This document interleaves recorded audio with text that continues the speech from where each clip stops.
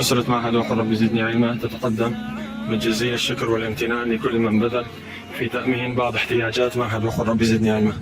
بارك الله فيهم وجزاهم الله كل خير. بسم الله والصلاة والسلام على رسول الله وعلى آله وصحبه ومن والاه اهتم بحول الله وقوته. تأمين الصوبات من أجل التدفئة لمعهد وقل رب زدني علما. وهذا الصف الأول، هذا الصف الثاني، وهذا الصف الثالث. بارك الله بجميع من بذلوا وجزاهم الله كل خير. كم من أناس كالمطر مروا وقد تركوا الأثار.